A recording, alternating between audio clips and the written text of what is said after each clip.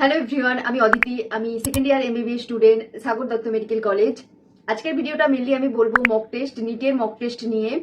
Mock test নিয়ে maximum জনের প্রচুর ডাউট থাকে। আজকে আমি মক টেস্ট নিয়ে সব ডিটেলসে বলবো। ভিডিওটা আমি পার্টে বলবো। ফার্স্ট পার্টে বলবো যে কি কি মক টেস্ট ফলো করেছি আর কোন মক টেস্ট কিরকম। সেকেন্ড পার্টে বলবো যে তুমি কিভাবে অ্যাটেম্প্ট করবে, বা থার্ড পার্টে বলবো যে কিভাবে তুমি এই মক টেস্টের জন্য প্রিপারেশন নেবে, কিভাবে প্রিপারেশন নিলে তুমি ঠিকঠাক ভাবে মক টেস্ট অ্যাটেম্প্ট করতে পারবে, ঠিকঠাক ভাবে তোমার নাম্বার আসবে। আজকে আমি এটাতে সব ডিটেলসে আলোচনা করব তোমাদের সাথে। ফার্স্ট যেটা মানে আমার প্রথম মনে হতো যে আমি মক টেস্ট দেবো না, মক টেস্ট দিলে আমার কম নাম্বার আসবে আর আমি সেটা দেখে ডিমোটিভেট হয়ে যাব। তো আমি প্রথম আমার মাথায় সবসময় এটাই কাজ করতো যে আমি কোনো রকম কোনো মক টেস্ট দেবো না, কারণ আমার কম নাম্বার আসবে, যখন আমার ফার্স্ট অ্যাটেম্প্ট ছিল। বাট এই ধারণাটা কিন্তু সম্পূর্ণ ভুল। তুমি যত মক টেস্ট দেবে কিন্তু তুমি তত সিলেকশনের দিকে এগিয়ে যাবে। তো তাই সবাইকেই বলবো যে মক টেস্ট ফলো করো, আর মক টেস্ট দেওয়াটা খুব ইম্পর্টেন্ট। ফার্স্ট আসি যে কি কি মক টেস্ট ফলো করবে। আমি তো ফার্স্ট মানে যেটা আমার জব ছিল সেটা আমি নর্মাল কোচিং এ পড়তাম। সেখানে আমাদের মোটামুটি মানে সব জায়গা থেকে কোশ্চেন নেওয়া হতো আর কি, সব ইনস্টিটিউট থেকে, নাম বলছি না, কোশ্চেন নিয়ে একটা কোশ্চেন তৈরি করা হতো আর ওখানে স্যাররা মিলিয়ে আর কি সব চিন্তা ভাবনা করে লেভেল অনুযায়ী কোশ্চেন তৈরি করা হতো। বেশি হার্ডও হতো না আর বেশি ইজিও ছিল না। ওখান থেকে একটা কোশ্চেন তৈরি করা হতো যেগুলো মানে ইজি টু মডারেটই ছিল, খুব টাফ থাকতো না কোশ্চেন। দেন আসছি অ্যালিনের মক টেস্ট আমি একবার মানে জয়েন করার চেষ্টা করেছিলাম। তার আগে অ্যাকচুয়ালি আমি মেন কথাটা বলি, আমি টেলিগ্রামে কিন্তু সবেরই কোশ্চেন পাওয়া যায়। যে অ্যাফোর্ড করতে পারছো না, যদি অনলাইনে তুমি মক টেস্ট দেখতে চাও তাহলে কিন্তু তুমি টেলিগ্রামে অ্যাভেলেবেল পেয়ে যাবে। একবার কিন্তু চেক করে দেখতে পারো, কারণ আমি আমার টাইমে দেখেছি। ফার্স্ট আমার মনে হয় যে এই জুলাই থেকে নভেম্বর পর্যন্ত অ্যালিনের মক টেস্ট না দেওয়াই উচিত, কারণ আমি যতটা দেখেছি অ্যালিনের পেপার খুব টাফ হয়। আমি জানি এখন প্রত্যেকটা পেপারের লেভেল যা টাফ হচ্ছে দেওয়া উচিত, কিন্তু আমার যেটা মনে হয় যে আপাতত নভেম্বর পর্যন্ত তুমি অ্যালিনের মক টেস্ট স্কিপ করে যেতে পারো। কারণ এখন তোমার মেনলি কাজ হচ্ছে যে যে মানে কনসেপ্ট ক্লিয়ার করে পড়া আর প্র্যাকটিস করা। যখন তুমি ইজিটা প্র্যাকটিস করে নেবে, ইজি টু মডারেট, তখন তোমার কাছে কঠিনটাও একটু ঠিকঠাক মনে হবে। কিন্তু একবারে যদি তুমি প্রথম থেকেই কঠিন স্টার্ট করো, তখন তোমার একটু বেশি ডিমোটিভেট লাগবে যে আমি কিছুই পারছি না। তাই আমি তোমাদেরকে সাজেস্ট করবো, অ্যালিনের পেপার একটু টাফ হয়, ওটা তোমরা নভেম্বরের পর থেকে যে আর 5-6 মাস আছে তখন স্টার্ট করতে পারো। দেন পিডব্লিউ কিন্তু বেস্ট আমার কাছে মনে হয় মক টেস্টের দিক থেকে, কারণ পিডব্লিউতে যে মক টেস্ট গুলো করানো হয় সেগুলো কিন্তু খুব কঠিন থাকে না, ইজি টু মডারেট। স্যার আমাদেরকে যেগুলো ক্লাসে করান সেগুলোই আমাদের ব্যাচ মক টেস্টে থাকে। আর একটা সাজেস্ট করবো, যারা ব্যাচ মক টেস্ট নিয়েছো মানে ব্যাচ নিয়েছো অনলাইন ব্যাচ পিডব্লিউতে বা যে কোনো ইনস্টিটিউশনে, তোমরা সবসময় ফলো করো যে যেই মক টেস্টটা দেওয়ার মানে যেটা হচ্ছে উইকলি ওটা কমপ্লিট করে নেওয়ার।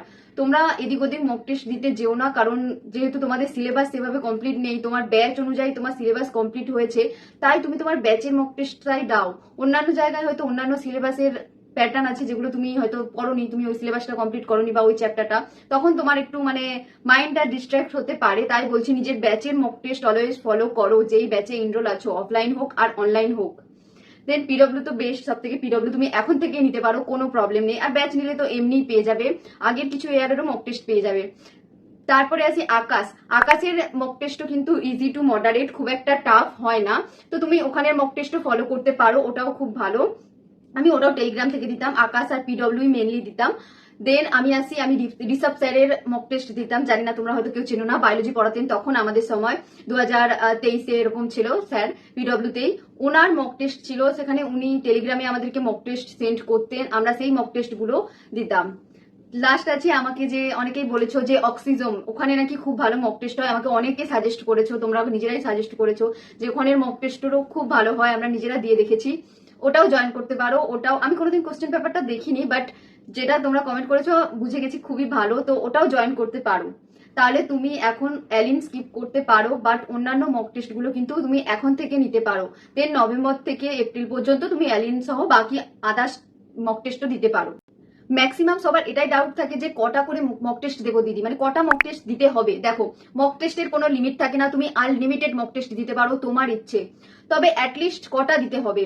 দেখো, জুলাই থেকে নভেম্বর পর্যন্ত আমি সবসময় বলি যে মক টেস্ট উইকে একটা হলেও দাও। আমি জানি তোমার সিলেবাস কমপ্লিট নেই, তোমার অনেক পড়া বাকি, তোমার ওই রবিবারটা পড়লে কাজে দেবে, বুঝতে পেরেছি আমি সবকিছুই, বাট যতটা তোমার হচ্ছে উইকে বা তোমার ব্যাচে যে পার টেস্ট নিচ্ছে বা যত টেস্ট হচ্ছে, সপ্তাহে একটা হলেও টেস্ট দেওয়ার চেষ্টা করো নভেম্বর মাস পর্যন্ত। দেন নভেম্বর মাস শেষ হয়ে গেলে ডিসেম্বর থেকে তুমি আবার শুরু করবে। ডিসেম্বর থেকে জানুয়ারি পর্যন্ত তুমি, জানুয়ারি বা ফেব্রুয়ারির মিড পর্যন্ত তুমি সপ্তাহে 2টো করে মক টেস্ট দিতে শুরু করবে। দেন যেটা লাস্ট 2 মাস, মার্চ এপ্রিল, আমি তো বলবো ওখানে তোমাকে 2 মাসে প্রত্যেকটা দিন তোমাকে মক টেস্ট দিতে হবে। মক টেস্টের এই ভয় যেন তোমার এখনই মানে কেটে যায় আর কি, এক্সাম হলে যেন তোমার কোনো রকম প্রবলেম না হয়। মক টেস্টে কিরকম প্রিপারেশন নেওয়া উচিত যাতে তোমার খুব ভালো মার্কস আসে। দেখো, মক টেস্ট দেওয়ার আগে তোমাকে কিছু জিনিস মাথায় নোট করে নিতে হবে। প্রথমে তো তুমি নোট করে নিলে, যখন তোমার মক টেস্টের নোটিশ এলো বা হয়তো তোমার কাছে পিডিএফ আছে যে কি কি মক টেস্টের সিলেবাস আসছে, প্রত্যেকটা চ্যাপ্টারের নাম তুমি একটা খাতায় লিখে নেবে। এই চ্যাপ্টারগুলো আসছে ফিজিক্স, কেমিস্ট্রি, বায়োলজি। নেক্সট তোমার কাজ হবে তুমি সিলেক্ট করবে যে এটা আমার ইজি চ্যাপ্টার, এটা টাফ চ্যাপ্টার বা এটা মডারেট চ্যাপ্টার। যেটা তোমার সব থেকে ইজি চ্যাপ্টার সেটাই তুমি আগে পড়তে বসবে। যখন প্রত্যেকটা দিন যখন মক টেস্টের জন্য একটু একটু 1-2 ঘন্টা করে বার করে প্রিপারেশন স্টার্ট করতে হবে এখন থেকেই। অ্যাটলিস্ট উইকে 1-2 ঘন্টা বার করে রবিবার যে মক টেস্টটা দেবে তার প্রিপারেশন কিন্তু নিতে হবে। তো তুমি একটা সিরিয়াল করে নিলে 3টে সাবজেক্টের, যেটা তোমার সব থেকে ইজি মনে হচ্ছে যে এই চ্যাপ্টারটা জাস্ট একবার দেখলেই আমার হয়ে যাবে, সেটা তুমি প্রথমে স্টার্ট করবে। প্রথম 2 দিন বা প্রথম 1 দিন তুমি চেষ্টা করবে জাস্ট সেটার একবার ফর্মুলা পড়া, এই কোশ্চেন গুলো দেখে নেওয়া, কারণ কোশ্চেন প্র্যাকটিস তোমার কমপ্লিট, কোশ্চেন গুলো প্র্যাকটিস করা। দেন এনসিআরটি থেকে কোশ্চেন গুলো একবার দেখে নেওয়া। দেন আসছি মডারেট লেভেলে যেগুলো থাকে, যেগুলো মনে হচ্ছে যে প্রচুর মিস্টেক হয় বা ভুলে যাচ্ছি আমি, সেগুলো সেকেন্ডে রাখবে। তারপরে কিছুটা টাইম দিয়ে 2-3 দিন দিয়ে ওটা আবার কমপ্লিট করে নেবে। ওটার ক্ষেত্রে তোমার একটু বেশি টাইম লাগবে আর বেশি প্র্যাকটিস করতে হবে। আর যেটা টাফ চ্যাপ্টার তোমার মনে হয় যে খুব টাফ, খুব কঠিন, আমার এখানে কিচ্ছু মনে থাকে না, সেগুলো অ্যাটলিস্ট তোমাকে কমপ্লিট করে যেতে হবে। হয়তো টাফ চ্যাপ্টার তোমার 3টে আছে লিস্টে, তুমি অ্যাটলিস্ট চেষ্টা করো একটা টাফ চ্যাপ্টার করে যাওয়ার। এরকম করে কিন্তু তোমাকে কভার করতে হবে এখনই নভেম্বর পর্যন্ত। দেন কিন্তু তোমার কাছে আর কোনো সুযোগ থাকবে না যে এটা আমার টাফ, এটা আমার ইজি, এরকম না। সব চ্যাপ্টারকে সেম ভাবে গুরুত্ব দিতে হবে। তো তোমাকে কিন্তু এভাবেই প্রিপারেশন নিতে হবে 3টে সাবজেক্টের ক্ষেত্রেই, এরকম ইজি, টাফ, মডারেট হিসেবে সাজিয়ে প্রত্যেকটা দিন কিছু সময় বার করে প্র্যাকটিস করা, মানে কোশ্চেন প্র্যাকটিস করা, ফর্মুলা প্র্যাকটিস করা, সেটা এনসিআরটিতে পড়া, এভাবেই কিন্তু প্রিপারেশন নিতে হবে। কিভাবে মক টেস্ট অ্যাটেম্প্ট করবে এটাও কিন্তু খুব ইম্পর্টেন্ট। তোমাকে টাইম ম্যানেজ করে মক টেস্ট অ্যাটেম্প্ট করতে হবে। এটা কিন্তু এখন থেকে শিখতে হবে, রেগুলার শিখতে হবে। এটা যদি তুমি একবার ধরে ফেলো টাইম ম্যানেজমেন্ট করে আর কি পুরো মক টেস্ট সলভ করা, এটা কিন্তু কি এখানে বলে দিলাম। তুমি ফার্স্ট স্টার্ট করবে বায়োলজি দিয়ে। আমি করতাম বায়োলজি, কেমিস্ট্রি, ফিজিক্স, ম্যাক্সিমাম সবার এটাই থাকে। এর মধ্যে তুমি বায়োলজি, ফিজিক্স, কেমিস্ট্রি এরকমও করতে পারো। বায়োলজিটা আগে করতে বলছি কারণ বায়োলজিটা আমাদের যেহেতু বেশি কমপ্লিট থাকে, ভালো লাগে। তো বায়োলজিটা আমরা অনেক যেহেতু কোশ্চেন কমপ্লিট করে নিলাম, তো একটা মনের মধ্যে মানে ঠিকঠাক থাকে যে কিছু কোশ্চেন করা হয়ে গেছে। দেন কিভাবে অ্যাটেম্প্ট করবে, 3টে সিরিয়াল অনুযায়ী তোমাকে বলে দিলাম। দেখো, ফার্স্ট এরকম কিছু কোশ্চেন থাকে, জুলজি শুরু করলে ফার্স্ট 10টা থেকে 15টা একটু কঠিন থাকে, যেগুলো মনে হয় খুব টাফ, খুব ভালো লাগছে না, একদম পারছি না, স্কিপ করে দাও। যেটা মানে কঠিন লাগছে স্কিপ করে দাও। আমি 2-3 রাউন্ডে পুরো কোশ্চেনটাকে করতাম, তার বেশি তো কম না। ফার্স্ট যেই রাউন্ডটা করতাম সেটাতে আমি চোখে দেখবো ডাইরেক্ট অ্যান্সার, যেগুলো ডাইরেক্ট অ্যান্সার জানি সেগুলো করবো, বাস আর কিচ্ছু না। ডাইরেক্ট অ্যান্সার লিখবো, ডাইরেক্ট অ্যান্সার লিখবো, direct question answer, direct question answer. First রাউন্ডে কিন্তু তোমাকে এভাবেই পুরো পেপারটা সলভ করতে হবে, বায়োলজি, কেমিস্ট্রি, ফিজিক্স। আর প্রত্যেকটার কিন্তু সাথে সাথে মক টেস্টে তোমাকে ওএমআর ফিল করতে হবে। মানে 1-2 পেজ করলে ওএমআর ফিল করে নিলে, ওএমআর ফিল একদম লাস্টে করতে যেও না, এখন থেকে প্র্যাকটিস করো। 2 পেজ করলাম, 2 পেজের মধ্যে আমি 5-6টাও যদি পারি ওএমআর ফিল আপ করে নিলাম। সবসময় ফার্স্ট রাউন্ডে যেটা করবে, যেটা চোখে দেখছো ইজি, একদম 1 লাইনের উত্তর দেখেই ওটা করে নাও। সেকেন্ড রাউন্ডে যেটা করবে তুমি, যেটা একটু মডারেট টাইপের আছে সেটা তুমি সেকেন্ড নিতে করবে, যেটা একটু মাথা ঘামাতে হয়। টাফ কোনো কিছু ফার্স্ট রাউন্ডে সেকেন্ড রাউন্ডে করবে না, টাফ জিনিস পুরো লাস্টে হবে। তখন যখন তোমার প্রায় ম্যাক্সিমাম হাফেরও বেশি মানে কোশ্চেন কমপ্লিট হয়ে যায়, তখন টাফ কোশ্চেন গুলো কিন্তু ইজি লাগে। তখন কোশ্চেন সলভ করতে করতে আমাদের মাইন্ড প্রসেস করে যে এই কোশ্চেনটা এরকম হবে, এরকম হবে, আর সেটা কিন্তু লাস্টে টাফ কোশ্চেনটাও তোমার কাছে ইজি মনে হয়। এটা তোমরা প্র্যাকটিস করে দেখতে পারো, এভাবেই তোমরা প্র্যাকটিস করো।